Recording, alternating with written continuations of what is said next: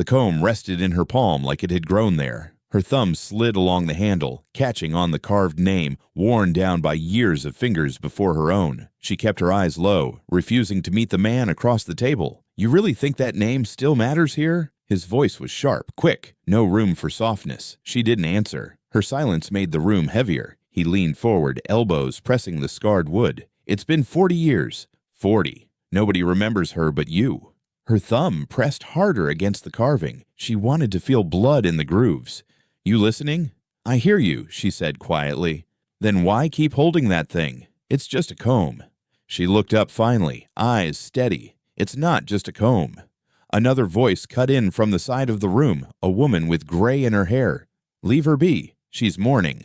"She ain't mourning. She's digging." The younger woman stayed silent. The comb clenched. The man pointed toward it. "That name brings nothing but trouble. You want to stir up old dirt, you'll drown in it." The gray-haired woman muttered, "Maybe it's time someone did." "Time for what?" he snapped. The room turned restless. Chairs creaked. Someone coughed, but nobody left. "She never belonged in the ground," the girl whispered, though the words nearly stuck in her throat. The man slammed his palm flat against the table. "You want to get yourself cursed, go ahead, but don't drag the rest of us down with you." The gray-haired woman glared at him. "She already dragged us all, long before this child was born." "That's enough," he barked. "No," the girl said. Her voice was louder now. "No, it isn't." Everyone looked at her. The comb shook in her hand. The man scoffed. "You don't know what you're speaking about." "She had a name," she said. "You carved it in the handle. You thought it would keep her close. Now you want to pretend it don't matter." His jaw tightened. "Stop." "You stop," she shot back. "Stop pretending." The room fell into a stretch of quiet. Fire popped in the stove. Dust floated in the sunlight through the one window. The gray-haired woman finally said, "You're afraid of her." "Same as we all were." "Afraid?" He spat on the floor. "She was nothing but a mistake that should have been forgotten." The girl's fingers clenched so tight, the teeth of the comb pressed into her skin. "She's not forgotten," she said. His eyes narrowed. "Then what is she?" The girl stared down at the name etched in the wood. "She's waiting." The man's face darkened. "Don't talk like that."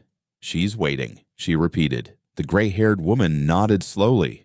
"And she'll keep waiting until the truth is spoken." "Truth," he mocked. "Truth killed her once. Ain't gonna kill the rest of us." The girl lifted her eyes. Again. "Maybe it already has." Voices rose. The gray-haired woman shouted about memory. The man cursed about graves. Others muttered prayers or warnings. The air turned hot with argument, but the girl stayed quiet, her thumb still moving over the carved handle.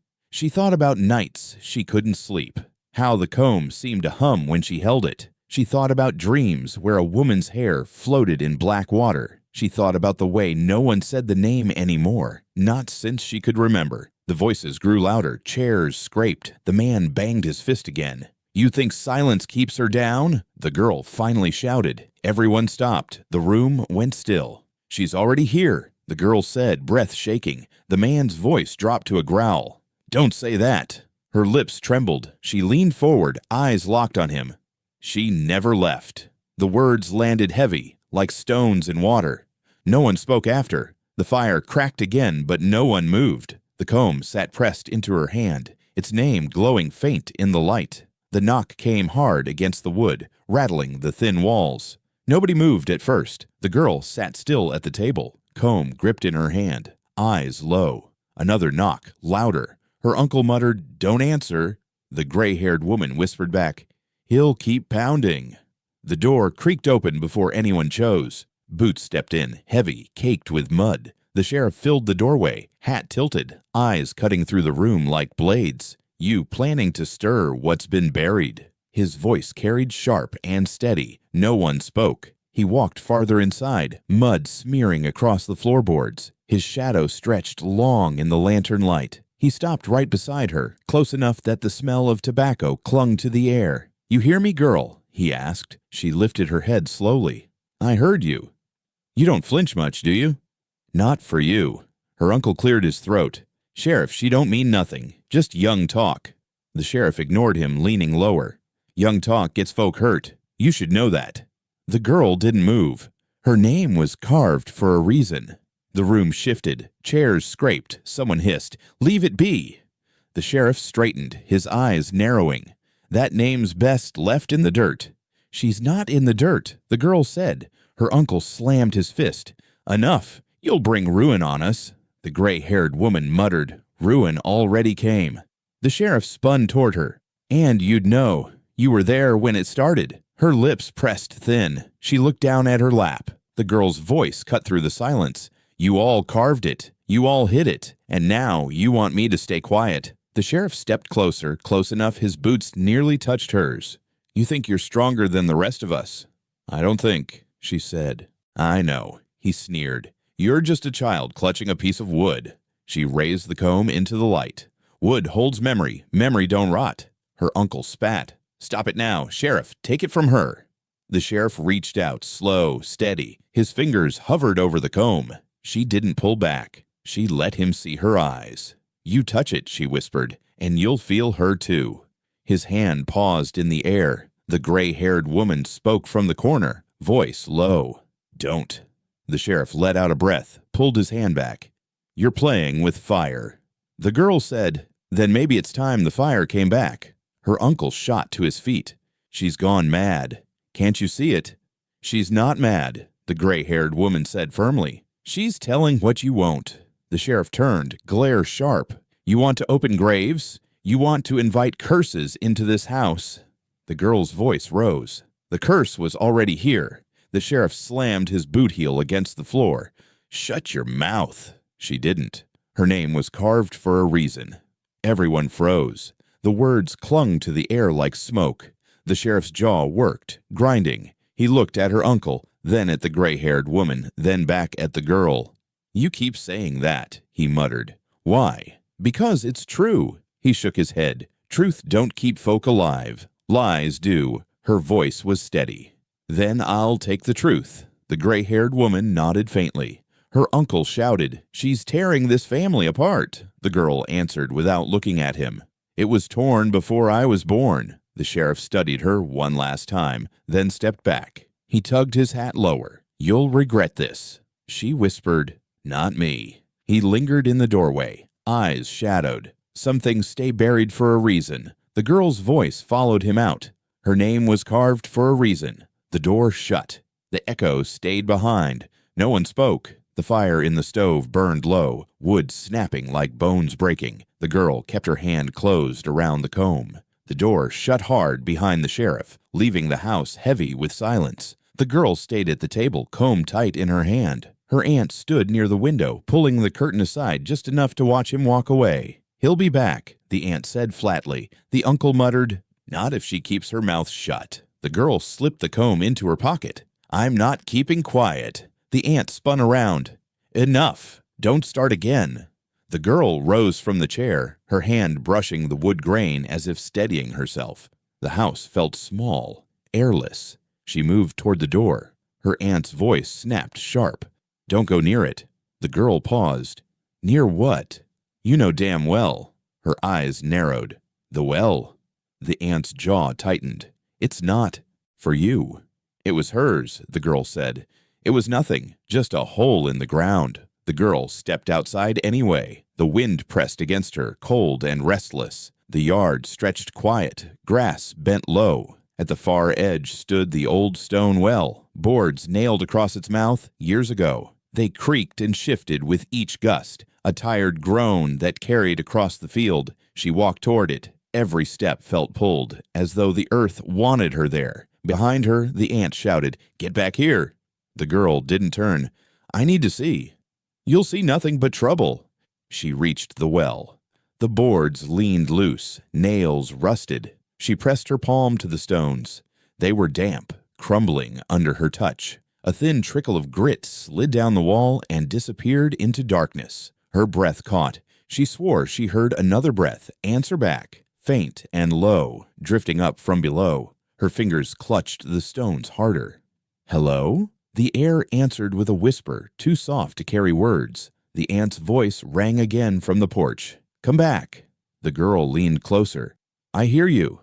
The stones shifted slightly beneath her palm. one edge crumbling, sending a small rock clattering into the hollow beneath. She waited, listening. The sound echoed too long, as if the pit was deeper than memory itself. She pulled the comb from her pocket. It felt hot, almost burning her palm. She held it near the gap between the boards. The wind hissed through, carrying something like a sigh. The girl whispered, "I know it's you." Her aunt came running now, skirts brushing weeds, face pale. "Drop that comb and step away." The girl didn't move. "She's not gone. She is gone." The aunt snapped, breath short. Gone and buried, like she should be. The girl pressed the comb against her chest. "Then why do I hear her?" Her aunt froze at the edge of the yard, fear cutting across her face. "Don't say that." "I do hear her," the girl insisted. "She's down there." "Stop it," the aunt cried, voice breaking. "You'll call her back." The girl looked at the boards. "Maybe that's the point." The aunt lunged forward, grabbing her arm hard. "You don't understand what you're playing with." The girl yanked free. "I understand more than you think." "Enough," the aunt shouted. "Inside, now."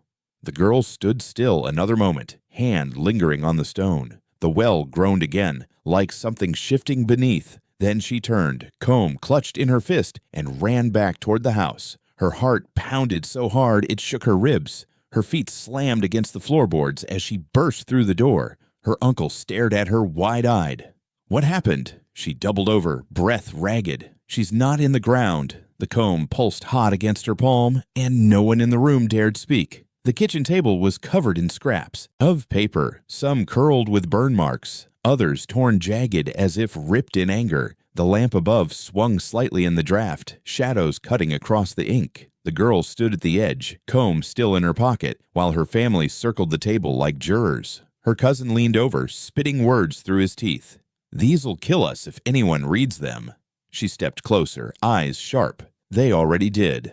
"Don't start with that," her uncle snapped. Her aunt folded her arms tight. "You shouldn't even be looking at them." "They're mine to look at," the girl said. "They're no one's," the uncle shot back. "They should have been burned clean years ago." The cousin shoved a half-burnt letter forward. "See this." One spark away from gone. That's how it should have stayed. The girl touched the corner, fingers brushing ash. If they wanted them gone, they wouldn't have hidden them under the floor. The aunt hissed. "Don't tell her that." The cousin glared. "She already knows. She's been digging." The girl straightened, voice steady. "Better me digging than strangers." Her uncle slammed his fist against the table, rattling the lamp. "Better no one at all." The gray-haired woman at the end of the table whispered, almost to herself, "The truth don't burn easy." The cousin barked, "Truth. This ain't truth. It's poison." The girl leaned forward, staring him down. "Poison you poured yourselves." He cursed under his breath, shoving the letter back toward the pile. She reached for another, half-torn, ink-smeared, but still legible in places. The words spoke of debts, promises, names scrawled that shouldn't have been remembered. She held it up. "Who wrote this?" Her aunt's face tightened. "Put it down." "Tell me." The cousin grabbed for it. "Don't matter who." She pulled it back quick. "It matters." "Stop digging." The uncle growled. "Stop lying," she answered. The room heated fast, voices overlapping, accusations hurled across the table. "You don't understand. You were just a child." "She don't need to know. She already knows too much." The girl slammed the letter flat against the table, shouting over them all. "She had a name. You carved it. You burned it. But it's still here." Silence spread for a moment. The only sound was the lamp chain swinging faintly. Her cousin muttered, "You'll bring the sheriff back." She glared at him.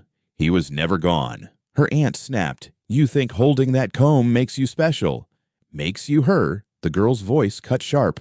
"I don't need the comb to know you buried her wrong." The uncle leaned close, face red. "You say one more word, and you'll regret it." She didn't flinch. "I already regret every word I didn't say." The cousin smirked bitter. "She talks like she's cursed already." The gray-haired woman lifted her head finally, voice trembling, but strong.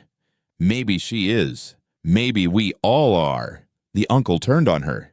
"Don't you feed this nonsense." The gray-haired woman's eyes watered. "It ain't nonsense if it keeps us up at night." The girl picked up the same letter again, holding it high so everyone could see. This one's mine now. The cousin lunged for it. You don't get to decide. She pulled back quick, chair legs screeching as she pushed away from the table. Her aunt shouted, "You can't walk out with that." Her uncle barked, "Put it down." The girl's voice rose above them. "You buried her. You burned her words, but you can't stop me from carrying them." The cousin hissed, "You're making enemies you can't fight." She moved toward the door, letter clenched tight. "I already have," the gray-haired woman whispered after her, voice breaking. "Child, please." But the girl was already at the doorway, breath fast, hand gripping the paper so hard ash flaked onto the floor. She opened the door wide, letting cold air sweep in, and looked back once. "You hit her. I won't." Then she stormed out, the door slamming behind her. The letters on the table fluttered in the draft, as if someone had just breathed over them. The town's main street buzzed with low voices and boot heels on dirt. The girl walked steady through it, letter folded tight in her hand, comb pressing warm against her pocket. The shop stood close, glass windows dusty with age. She stopped at the largest storefront, its panes polished brighter than the rest. Inside, men counted ledgers while women waited with baskets. The governor's son leaned against the glass from the inside, sleeves rolled high, smile thin as a blade. He noticed her watching and stepped out, swinging the door wide. "You come marching bold," he said. She looked him dead in the eye. "I didn't come to bow." His laugh was short. "You got something for me?" Her fingers unfolded the letter. "You want the truth? Pay for it." He smirked, stepping closer. "Truth don't fetch much around here. Lies sell better." "I'm not selling lies." "Then you'll starve." She held the paper high, letting the words catch the light. People nearby slowed, glancing over. The son leaned close. "Put that away before you regret it." "I regret nothing," she said. "You don't know regret yet." "I know enough." His voice dropped lower. "You think waving scraps makes you strong? That paper won't save you." Her jaw tightened. "It might bury you." He laughed again, sharp. "Me? My father built this town. My name don't get buried. Only hers did." She pressed the letter flat against the glass window so the folks inside could see. Eyes widened, whispers rose. The son's smile faded quick. "Stop." "No," she answered. "They should read." He grabbed her wrist, hard, slamming it against the glass. The pain rattled loud. "Stop," he growled. She didn't flinch. "You're scared." "Of what?" "Of her." He leaned closer, breath hot with liquor. "She drowned. That's all she did." The girl's voice came cold. "She was pushed." He squeezed harder. "Careful." The letter crinkled under his grip, ink showing through thin paper. She raised her eyes steady. "You'll drown like she did." He froze for half a second, then twisted her wrist. The comb slipped from her pocket, clattering onto the boards. People gasped at the sound. She dropped to one knee quick, scooping it back up before his boot could crush it. She stood again, eyes blazing. "You think you own this place," she said. "I do," he snapped. "Number you own silence, and silence is breaking." He glanced around, seeing faces gathered now, staring. The whispers were louder, spreading. His jaw clenched. "Go home," he ordered. She held the comb tight in one hand, the letter in the other. Home was buried with her. "Enough," he said, stepping closer. "Not until you speak her name." His face hardened. "I'll never." "Then I will," she said, voice rising. The crowd stirred. Someone muttered, "What name?" The son's eyes darted, panic flashing for the first time. "Shut up, all of you."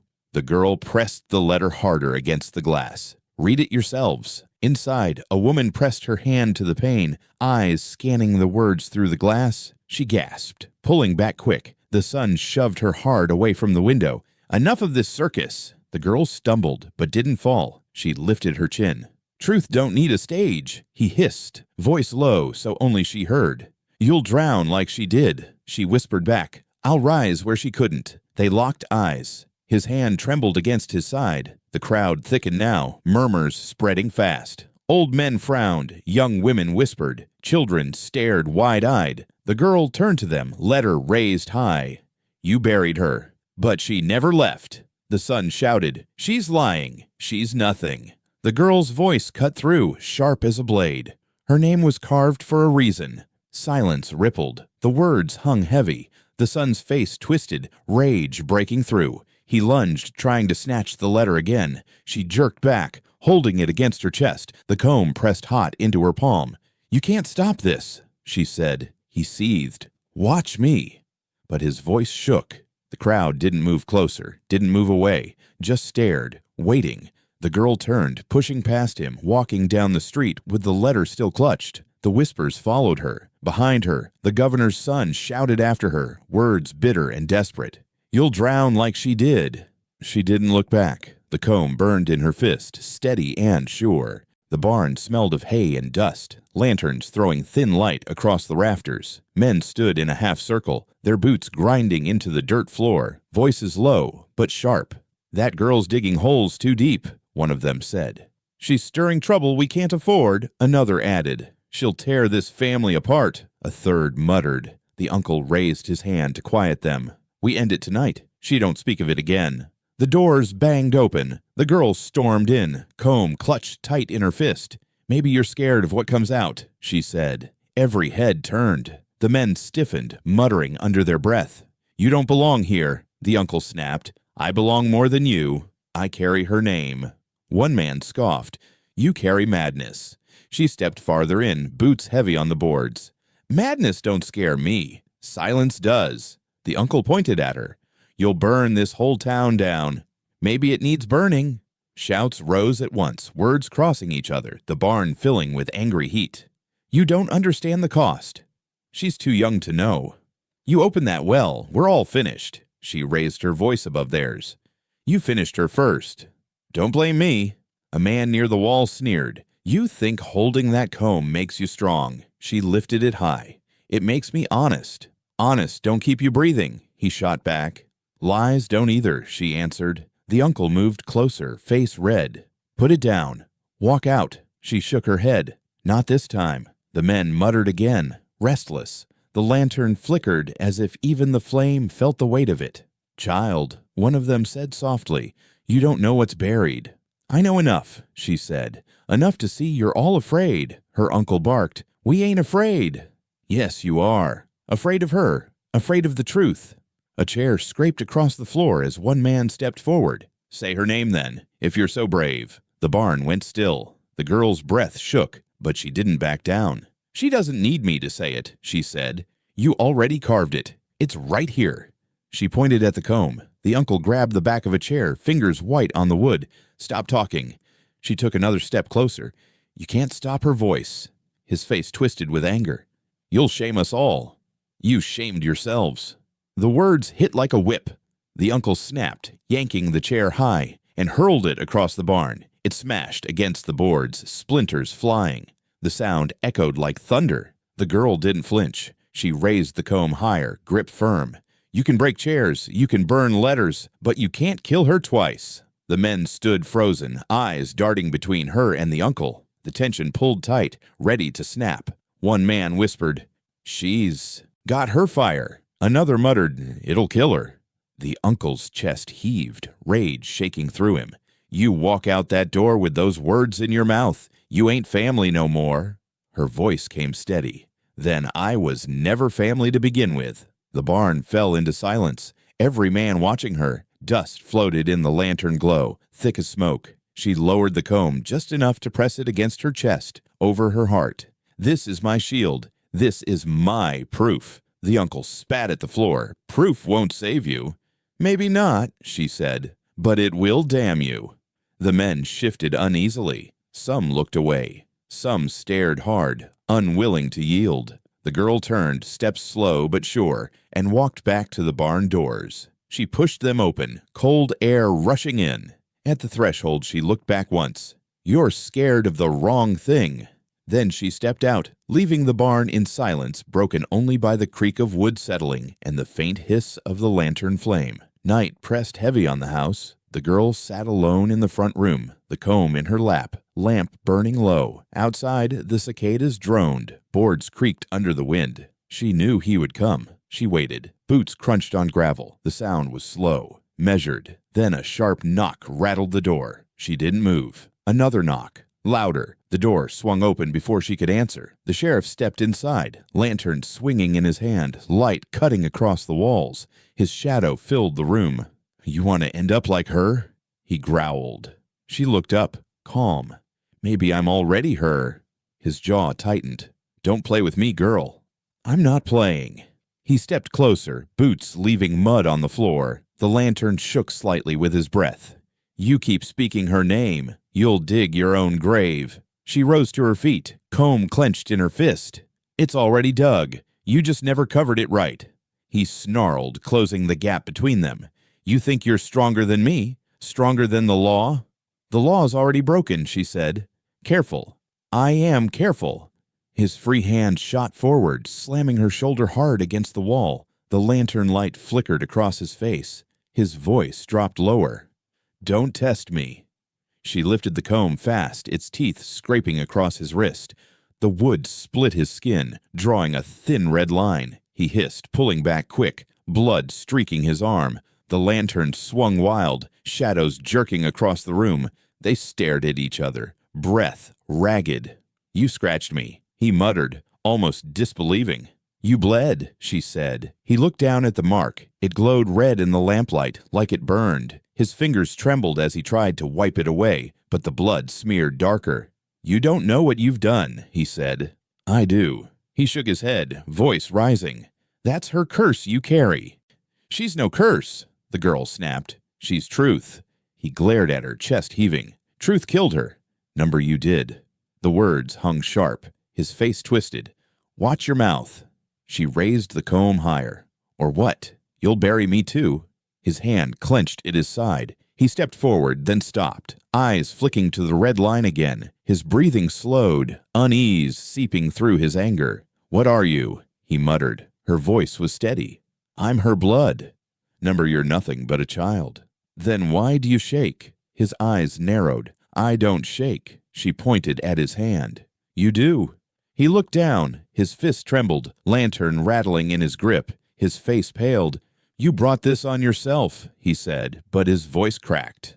Number you brought it on her. He backed a step toward the door. The lantern swung, light catching the smear of blood on his wrist. He stared at it like it was a brand.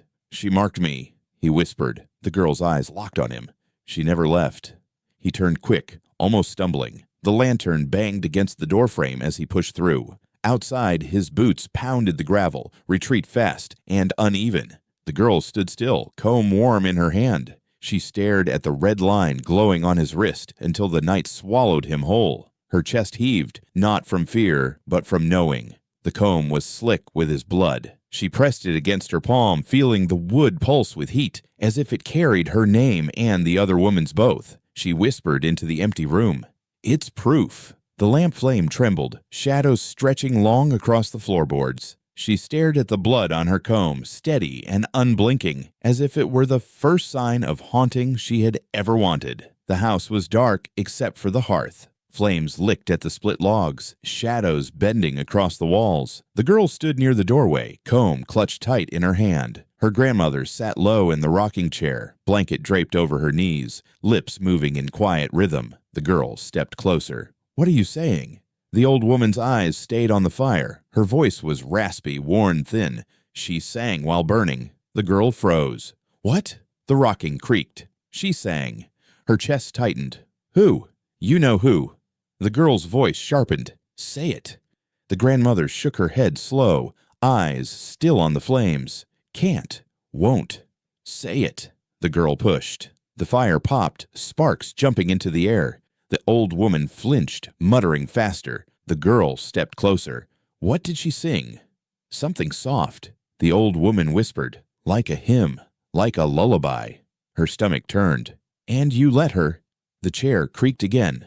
We all let her. The girl's voice broke. Why?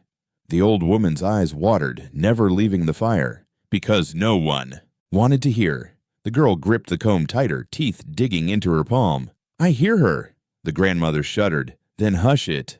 I won't. You should. No. The girl snapped. Not when you all sit here pretending she's gone. The old woman's voice dropped lower. We don't pretend. We survive. Survive by silence? Silence kept us breathing. The girl's jaw clenched. It kept her buried.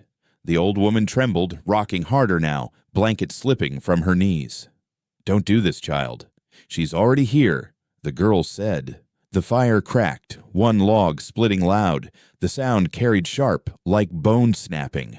Both women flinched. The old woman whispered, "She sang when it broke." The girl's throat tightened. She was alive? The rocking slowed.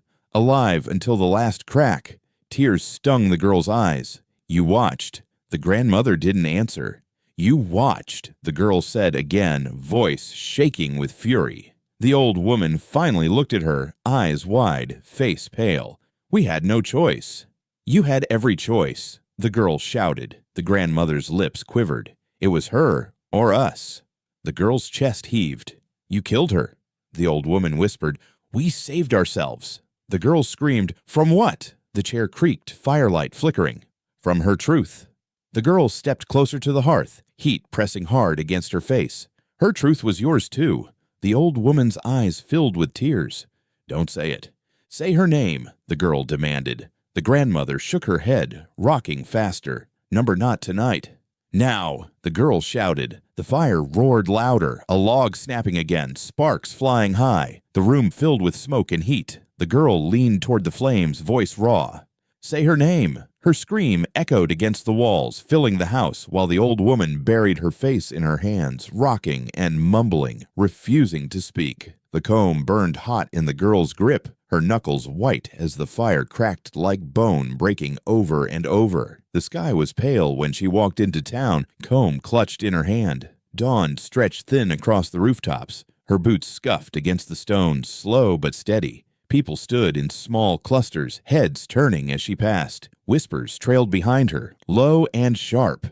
"She's carrying it. Look at her hand."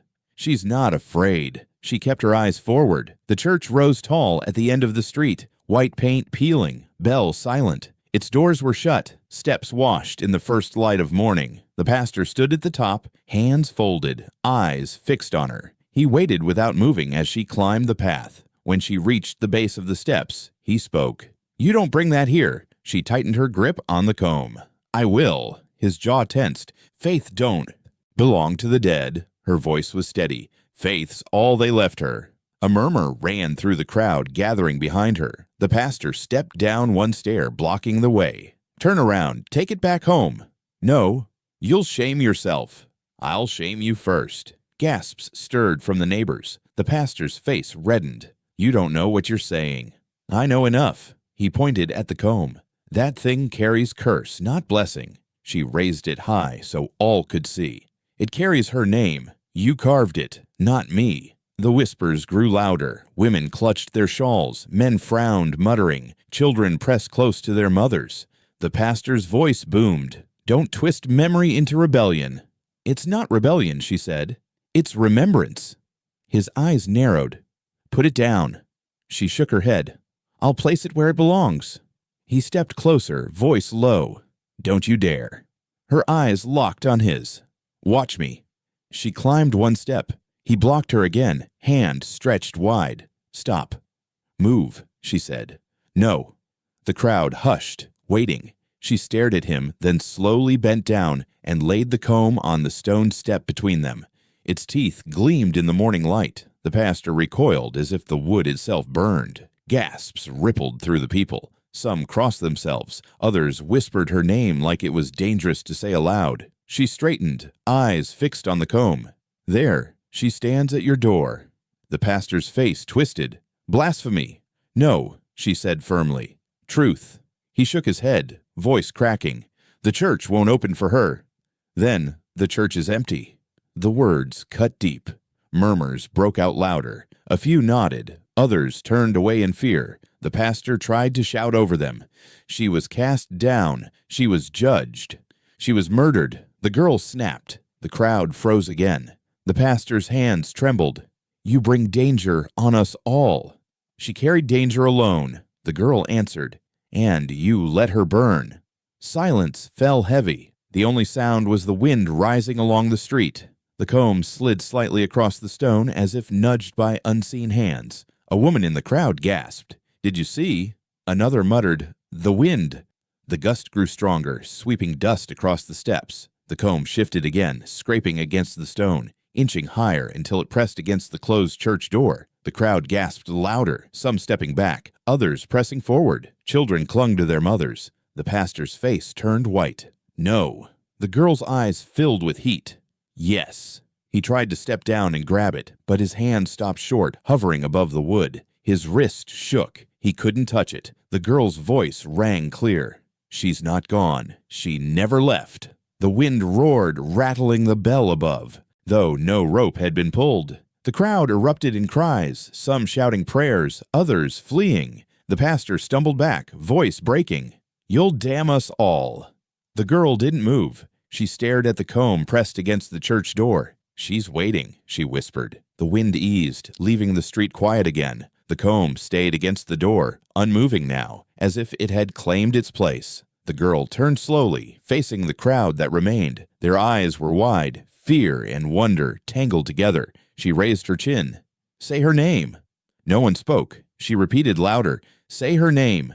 The silence cut sharp. The comb gleamed in the weak light, name etched deep on the handle. Her hands trembled, but her voice did not.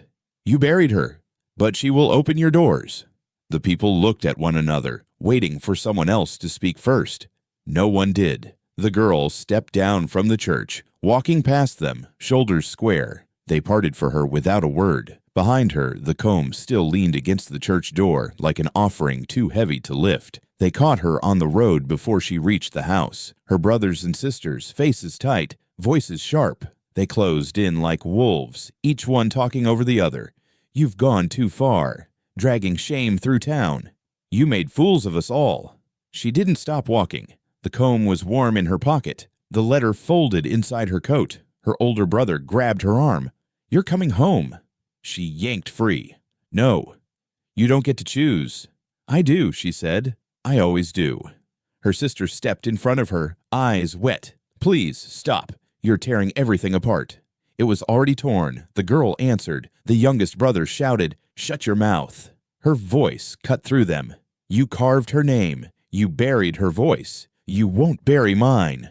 The words hit like a slap. For a second, silence spread. Then it cracked wide open. Voices exploded all at once. "You don't know the truth. You're nothing but a child." "She's cursed. She'll ruin us all." "Enough," the older brother roared, shoving her back. She staggered but didn't fall. She pulled the comb from her pocket, holding it high. "You can break me, but you can't erase this." Her sister screamed. "Throw it in the fire." "Burn it," another shouted. She shook her head.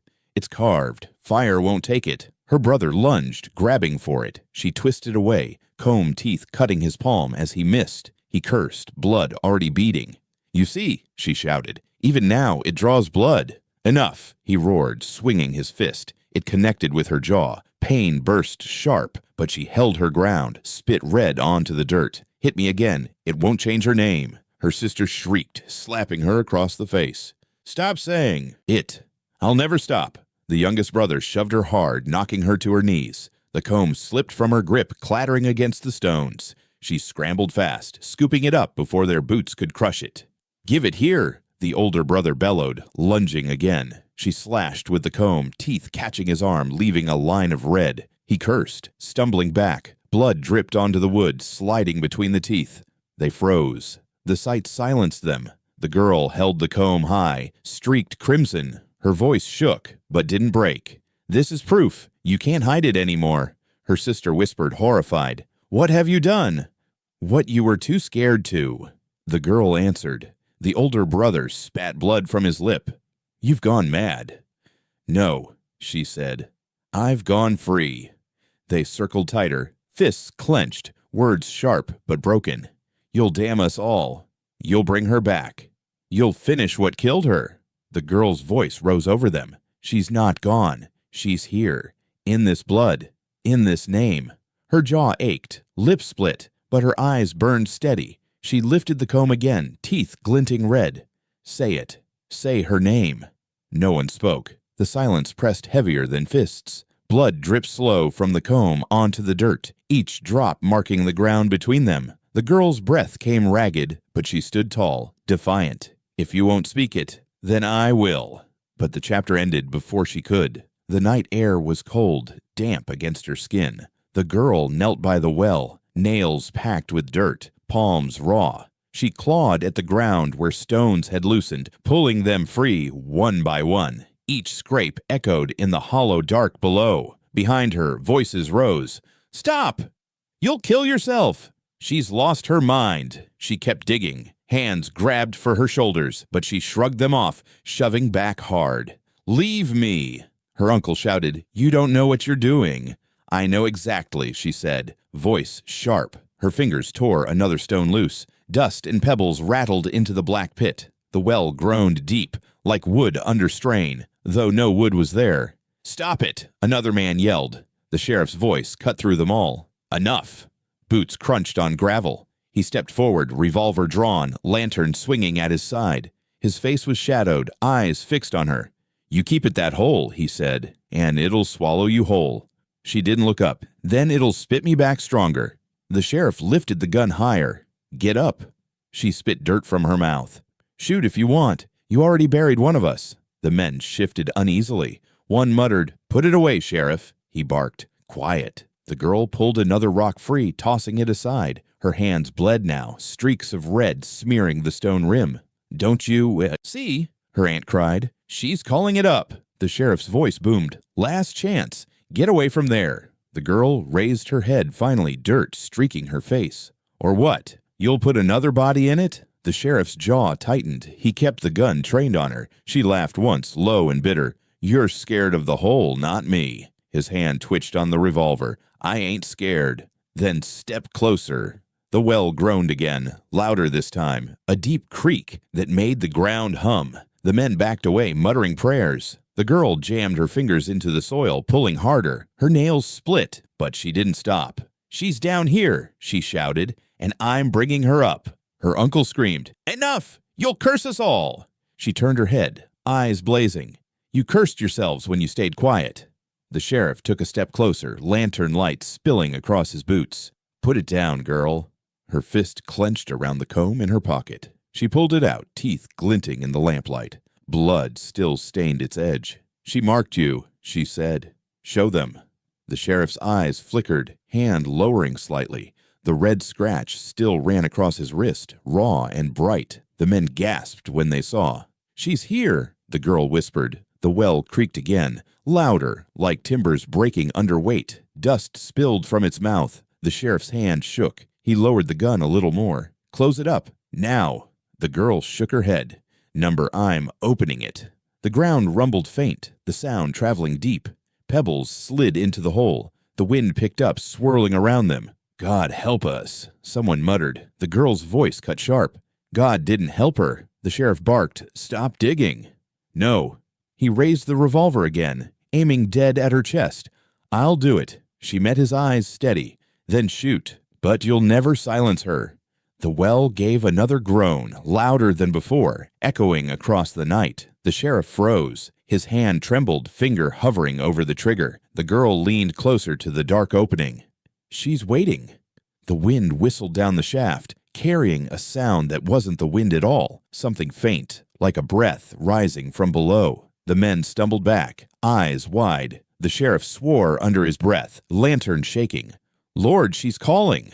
The girl shoved her hand deeper into the soil, pulling free another stone, tossing it aside. Her chest heaved with fury and fire. "She's coming," she said, and the well creaked again. Alive. The earth was wet beneath her nails. She dug deeper, breath-ragged mud clinging to her arms. The crowd stood at a distance now, their shouts gone quiet. Only the sheriff remained close, revolver lowered but still in his hand. The lantern swung beside him, light flickering across his wrist where the old wound burned red. The girl's fingers struck something hard. She froze, scraping carefully, pulling away clumps of soil. Her hand shook as she uncovered a pale curve. She whispered, "No." The mud slid back, revealing more. Teeth, a hollow arc of bone. She lifted it slowly, hands trembling. The jawbone fit neatly in her palm, heavy with dirt and silence. Gasps cut the night. "Lord," someone muttered. She was right. The sheriff's face drained. His hand fell away from the revolver. He holstered it slow, eyes fixed on the bone. Neighbors stumbled back, crossing themselves, whispering prayers, clutching children close. The girl rose to her feet, mud dripping from her fingers. In one hand she held the jawbone, in the other the comb. Both gleamed in the lantern light, one pale, one dark. She raised them high. "Now say her name." No one answered. She shouted louder. "Say it." Her aunt shook her head, tears streaking down her cheeks. "Don't." The girl's eyes burned. "You carved it. You buried it. Now speak it." The crowd shifted, restless. Men glanced at each other. Women looked away. No one moved forward. The sheriff cleared his throat, voice rough. "Put it down." Her head snapped toward him. "You want me to drop her?" He stepped closer. "That bone don't belong in your hands. It belongs nowhere else." He stared, jaw tight. "It'll damn you."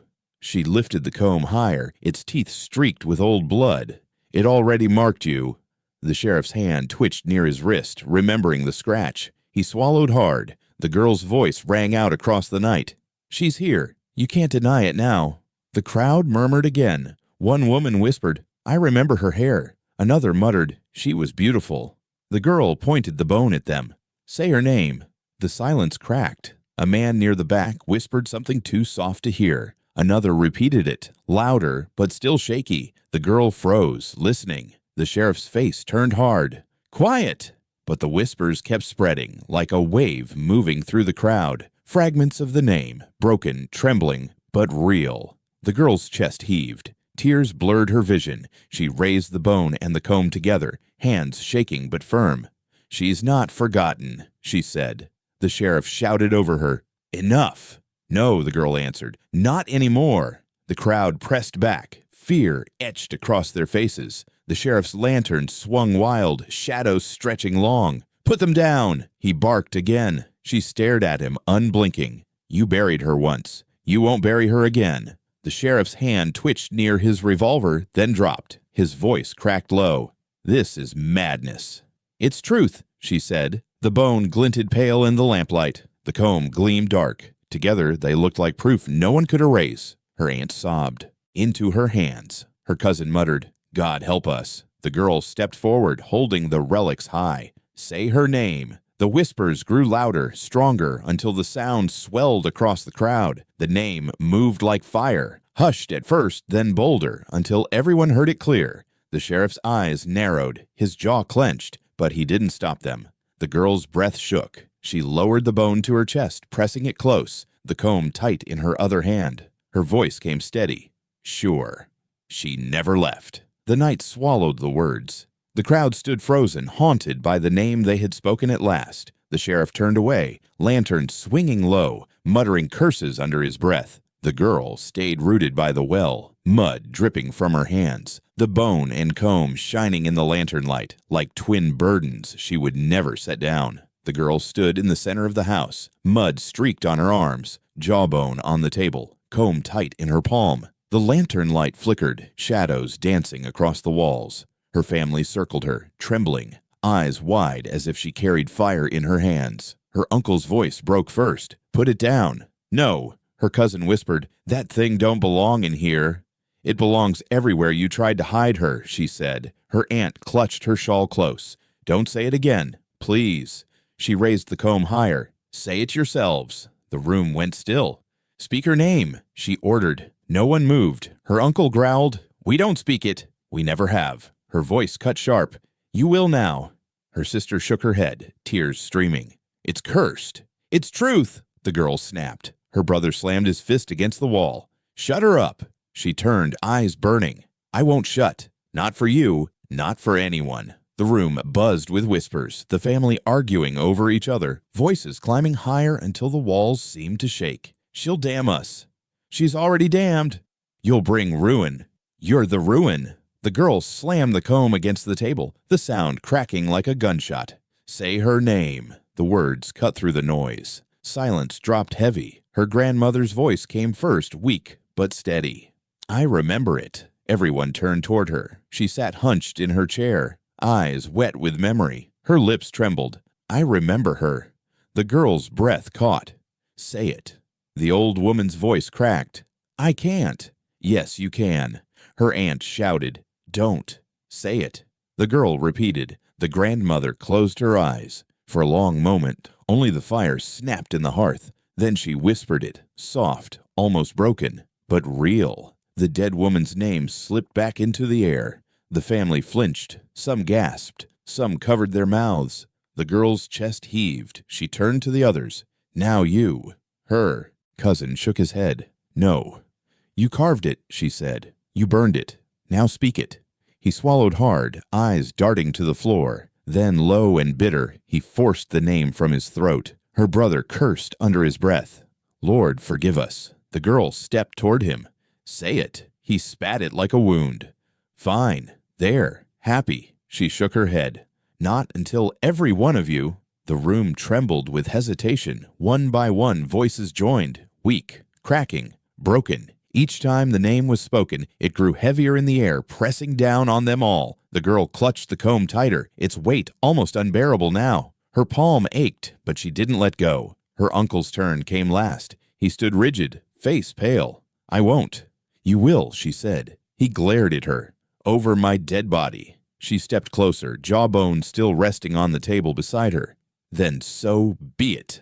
The room froze. His lips trembled. Finally, through clenched teeth, he whispered the name. The sound cut through the air like a final blow. The girl's shoulders dropped, a long breath shaking loose from her chest. She raised the comb, streaked still with blood.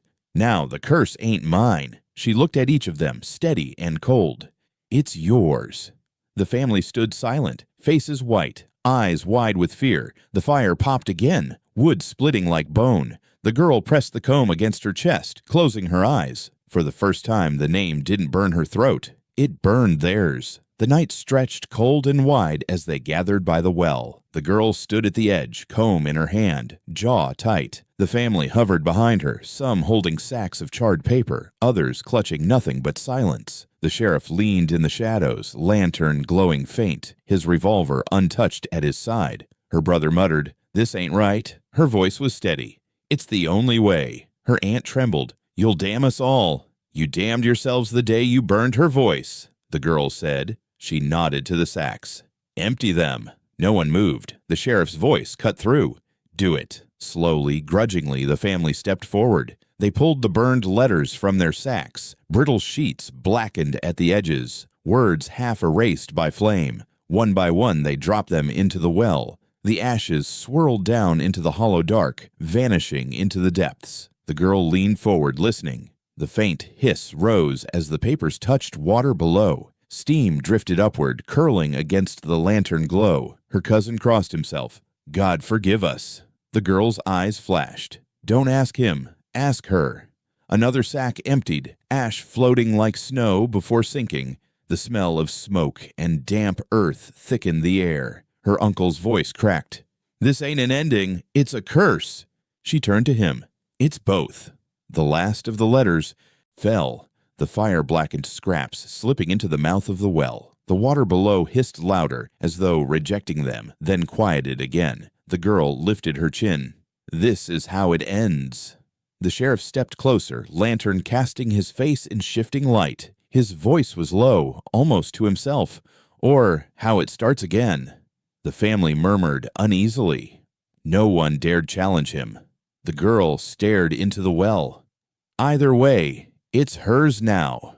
The silence stretched. The lantern flame wavered in the night wind. Finally, she dropped to her knees. She pressed the comb into the dirt beside the well, handle first, teeth biting deep into the soil. Her hand lingered on the carved name. She tilted it upward so the etching faced the sky. Her voice was soft but firm. "She won't be forgotten again." No one answered. The sheriff's eyes stayed on the comb, jaw clenched tight. His whisper carried just far enough. "She never was." The girl rose slowly, brushing dirt from her palms. The family stood frozen, their faces pale in the lamplight, haunted by the sound of hissing water below. The wind stirred again, sweeping through the yard, tugging at coats and shawls. The comb stayed rooted, name gleaming against the night sky. And with that, the night stretched cold and wide as they gathered by the well. The girl stood at the edge, comb in her hand, jaw tight. The family hovered behind her, some holding sacks of charred paper, others clutching nothing but silence. The sheriff leaned in the shadows, lantern glowing faint, his revolver untouched at his side. Her brother muttered, "This ain't right."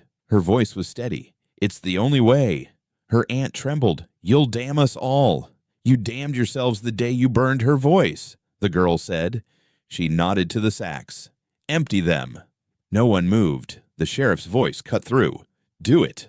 Slowly, grudgingly, the family stepped forward. They pulled the burned letters from their sacks. Brittle sheets blackened at the edges, words half erased by flame. One by one, they dropped them into the well. The ashes swirled down into the hollow dark, vanishing into the depths. The girl leaned forward, listening. The faint hiss rose as the papers touched water below. Steam drifted upward, curling against the lantern glow. Her cousin crossed himself. God forgive us. The girl's eyes flashed. Don't ask him. Ask her. Another sack emptied, ash floating like snow before sinking. The smell of smoke and damp earth thickened the air. Her uncle's voice cracked. This ain't an ending. It's a curse. She turned to him. It's both. The last of the letters fell, the fire-blackened scraps slipping into the mouth of the well. The water below hissed louder as though rejecting them, then quieted again. The girl lifted her chin. This is how it ends. The sheriff stepped closer, lantern casting his face in shifting light. His voice was low, almost to himself. Or how it starts again. The family murmured uneasily. No one dared challenge him. The girl stared into the well. Either way, it's hers now. The silence stretched. The lantern flame wavered in the night wind. Finally, she dropped to her knees.